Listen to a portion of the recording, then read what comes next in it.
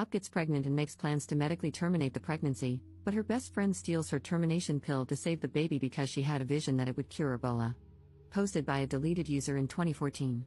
Since Op's account has been deleted, the title to find this post is, "My roommate and best friend threw out my termination pill and has generally gone insane. I have no idea what to do. My best friend Sarah, 20F, and I, 21F, have been friends since she was a freshman and I was a sophomore in college, about 2 years since I met her. We were assigned to be roommates, got along great, and decided to room together for the next year, my junior year. We never had any problems before this and were inseparable. We are even in the same sorority and have the same major, nursing. A few weeks ago, I found out I was pregnant by my boyfriend Harold, 22M. We've been dating for a year and a half, and he's a wonderful man. We discussed what to do and decided that termination was the best choice for both of us. I opted for a medical termination, and since Harold couldn't drive me to the clinic because he had a final, Sarah agreed to go with me. Sarah was originally very supportive and held my hand as I took the first pill in the office. She was in the room when the doctor explained that I should take the second pill after 24 hours and that I would need to do it at home. Harold came over after his final to keep me company and spent the night.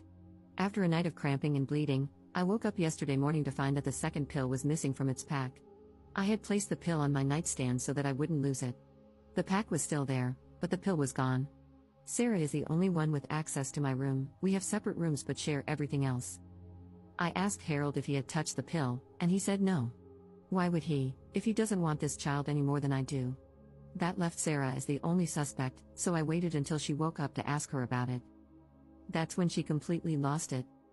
She started screaming at me, calling me a baby killer, and saying that she hoped I would bleed out from the termination. Then she told me that she had a dream my child would grow up to cure Ebola. I am absolutely serious, and that she threw away my pill to protect my child, along with the extra birth control packs I had gotten from the school nurse to last over the summer. She even took photos and uploaded them to Facebook with the caption, "Op is a baby-killing WHRE who can't keep her legs shut."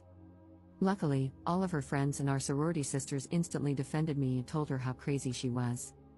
Reddit, I'm stuck in the same room as her for all of our summer classes, which will last until July. We are in the same sorority, we'll have to see each other twice a week until I graduate. Is there anything I can do legally? Is what she posted online illegal? She is a nursing major in clinicals? I'm so effing confused. Edit. I've already gotten another pill. Edit 2. The sorority just texted me.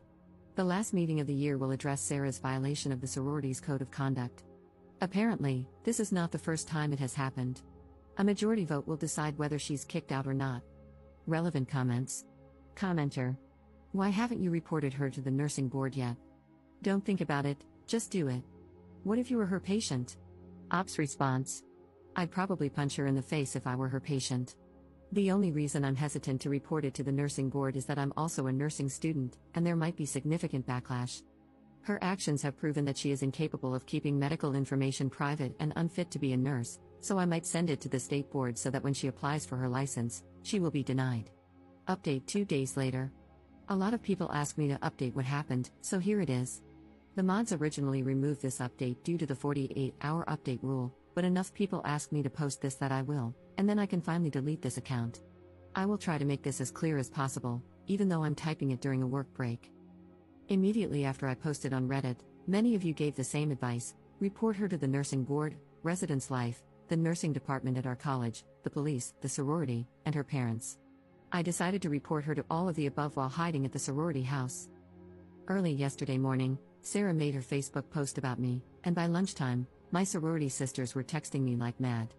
This was not the first time Sarah had shamed another sorority sister for having a termination, and that particular woman, we'll call her Emily, was one of the highest-ranking members.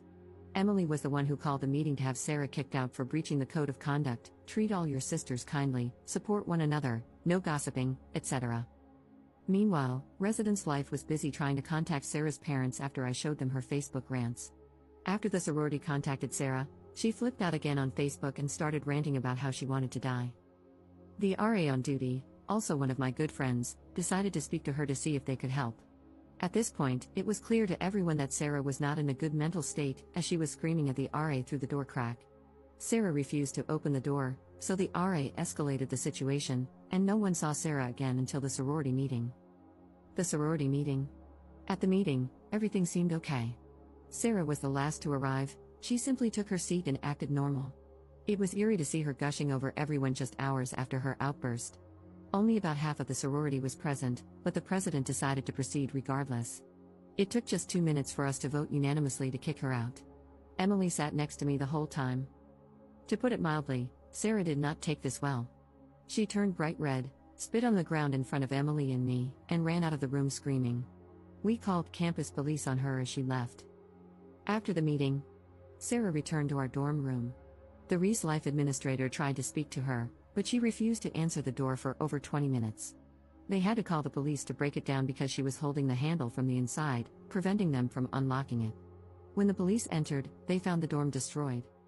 All the furniture had been smashed, or scratched if it was too heavy, the carpets were covered in food from the refrigerator, and she had painted random swear words on the wall in what appeared to be blood, though she had no visible scratches, so who knows where it came from.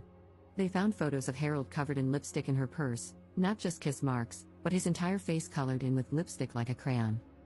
She resisted when the police tried to peacefully convince her to go to the hospital.